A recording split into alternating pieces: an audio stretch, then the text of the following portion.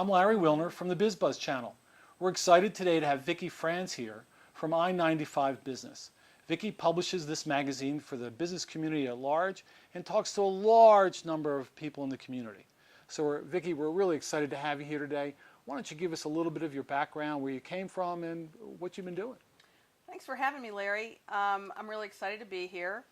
I founded I95 Business 7 years ago. We actually started our 7th year in August of this year. And before that, we published a lifestyle magazine that was distributed extensively in the Baltimore County and Harford County areas called Arrive. And I swore when I started another magazine that I would not use a long I word in it. And there I went. I did it again. Right. It's I-95. Right, which is pretty long, right?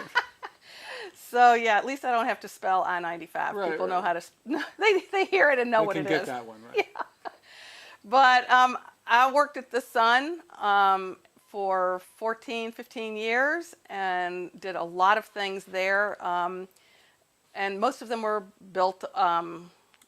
focused on building revenue, special projects, managing large sales teams, and keeping revenue coming in large categories like automotive and real estate and employment. As I left The Sun, I got more and more focused on real estate only, and dealt with all the big realtors and builders during the building boom. So it was a really exciting time, and I really learned a lot and came out of that experience knowing that what I really enjoyed was these types of projects, coming up with ideas. So I left The Sun and started a consulting business and helped several businesses develop ideas of their own and help them with their strategy, their pricing, their marketing and training. So basically a business consultant at that point. Yes. So let's just go a little farther back, because I know you're from someplace Kentucky. Kentucky, because I hear it. Give us a little bit about your background in Kentucky. Where'd you grow up? Give us a little bit of that. I grew up in Louisville. I'm one of 5. Louisville. That's how we all know you're from Kentucky. I'm from Louisville, Kentucky, Derby City. Right. I'm one of 5 kids. I'm right in the middle, and all of the kids are entrepreneurs. Oh, is that right? Isn't that interesting? Well, give us a brief summary of some of those. Well, my oldest brother is a writer. He's a journalist and has written several books, and he's been published in National Geographic Traveler and many, many magazines, Smithsonian. My other brother is a glass artisan. Oh. So he paints in glass. Wow. And does large installations. And the one that this region would be familiar with is at BWI. Okay. And he has an installation in the southwest corridor on the right-hand side as you're going down an escalator. There's a large blue and orange. Is that right? That's my brother, Guy. That's your brother. What's his name, Guy? Guy Kemper. Guy? Guy Kemper. Yeah. From Kentucky. From Kentucky. There we go. And is there any other siblings? And then I have another older brother who passed away when he was quite young, but he was a real estate appraiser and worked for himself. And then my sister, I have a younger sister in D.C., and she is also a consultant. That's terrific. So yeah. A family of entrepreneurs. A family. So now fast forward, so you were working at The Sun. How did I-95 Well, evolve? It really evolved out of doing the consumer magazine. We were having a great time publishing a magazine that was really useful for families, places to go, things to do in the county and in Baltimore. And we went through the crash of '08 and suffered a lot, as everyone did. And when we came out of it, we kept it going for a while, and then we decided to go bi-monthly and start a business magazine, because the businesses are the ones who have the budget to promote, and small businesses for consumer magazines could use Facebook. And of course, we started the consumer magazine before Facebook. Yeah. So they were able to come out of the recession and have a zero budget line for marketing by using Facebook. Right. So we switched to business, and that's where most of our time was spent networking. We had a lot of contacts in the business community, and so we launched the magazine thinking that Baltimore really was missing a component in the magazine in the business community. You're talking about launching I-95. Yeah. There was just a void in the Susan, market. but you keep saying we. So who is that we? Who is we? It's it's my team. I have a team of people Tell us a that little bit work about with me. Greg Alexander is my executive editor, and he's been with me for probably 15 years. He's super bright, and he manages the editorial selection of the stories, and typically does the cover story interview, and sometimes he does others, but he manages the whole freelance relationship with our writers. And then, of course, we have a designer. We have a web company. I have an administrative customer service person, Brad Tarr. He's been with me for about 6 weeks, and I don't know how I've ever lived without him. He's fantastic. And we're in a hiring position now. We're looking to expand our staff now to include marketing. And I also have a digital. I'd be remiss, I was on the phone with her before we started. Sandra Rodenas, and she handles our digital marketing. Digital marketing, well, that's critical today. Very critical. So what's fascinating to me with, the way the world has all gone digital, that you actually publish a physical magazine. I should have brought one. Right, right. Well, we'll show one in the background, right? So I'm just curious, how does that fit in this world today? And give me an idea. I mean, it's not easy. I know a lot of magazines that have gone out of business, right? So you still seem to be thriving, and obviously you're even hiring. So there's good things going on for you. So how do you manage that mix of the real print versus the digital? Well, everybody likes to get their information differently, and there is still a very large market of people that want to have a magazine in print. If you were in a group of for anything and you asked for a show of hands of how many people receive a magazine subscription to something that they're interested in at home, everybody would raise their hand, and some would raise 2 or 3. So you might get a cooking magazine, you might get a fishing magazine, hunting, whatever your hobbies are. So, and the millennials have grown up without print, and so now they're kind of interested in the print medium because it's different. And the bottom line is we're all on our computer all day long, and magazines are portable. You can show design in a way that you can't on a phone. It just doesn't translate, or even to a screen. It's just the three-dimensional the piece drama, of that. yes. Right. And there have been studies, very elaborate studies, brain scans of what happens to the brain when you look at someone reading a magazine versus someone reading on a screen. And the engagement in your brain is way higher if you're reading it, because you're having an experience with that. And so you retain it more, and it's a more pleasurable experience. So in terms of numbers, I'm assuming you have digital subscribers, people that subscribe to you versus email or whatever platform it is, and then you have people that you mail your magazine to. Yes, we do. So give me some idea of those numbers. We direct mail 7,500.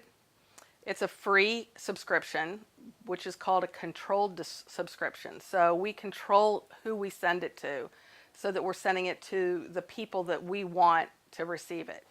We have an active subscription button on our website for people to sign up on our site, and they can choose print or digital or both.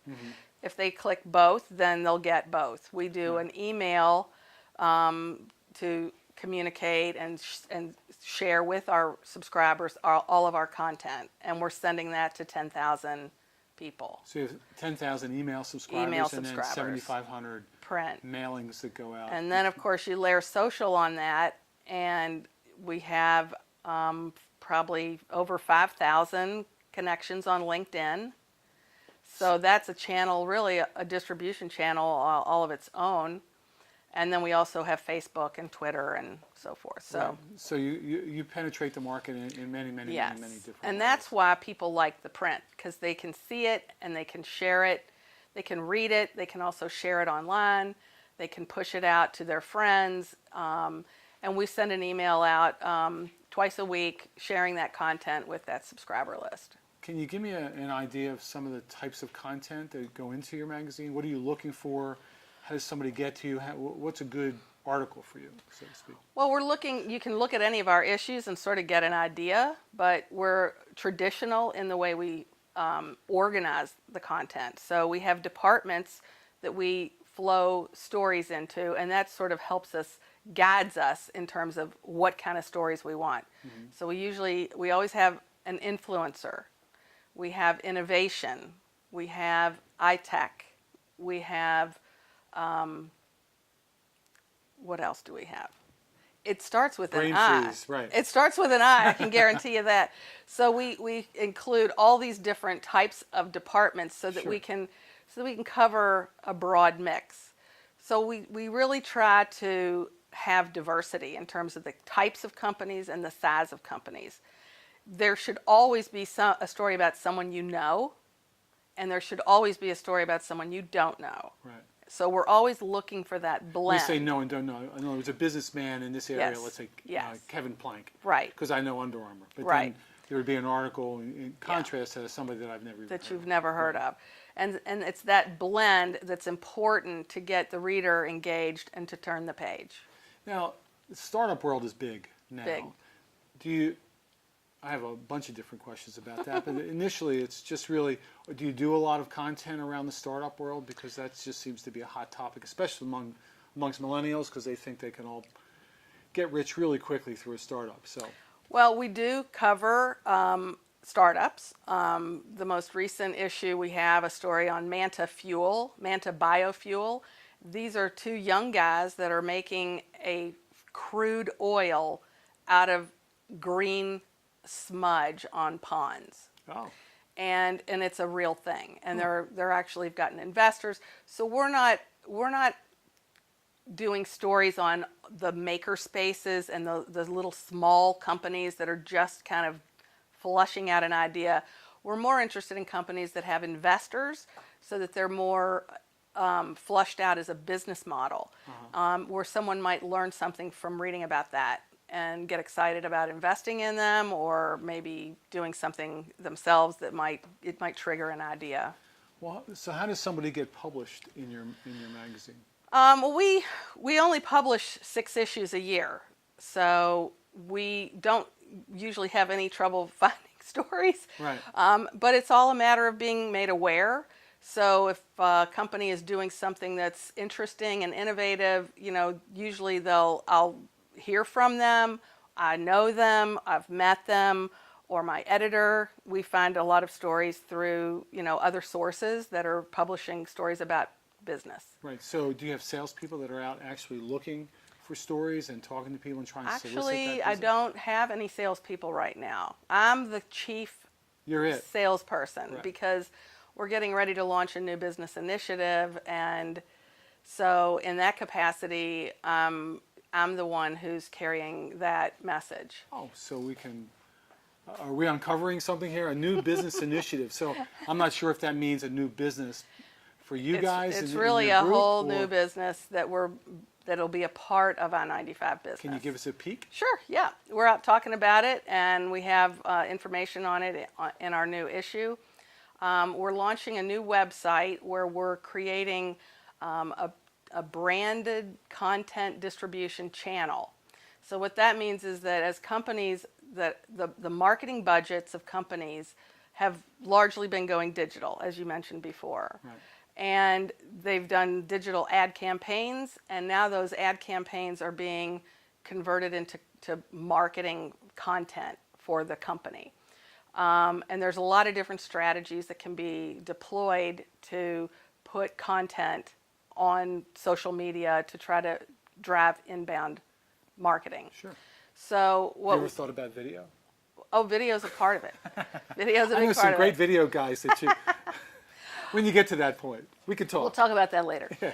And so we're launching a platform where clients will be able to come onto the site and upload their own expertise as branded content. The stories themselves do not talk about them as a company. It talks about the person who has the expertise. So if you're a lawyer and you have expertise in real estate law, then you write a story about that. That gets posted on the site, and then we become the distribution channel for that content. So they're telling the story. They're telling They're their personal telling the story, yes. and then you're disseminating that through Yes. all of your channels. And that will be a paid service. In other words, I would pay Yes, to that will be paid. broadcast on your Yes.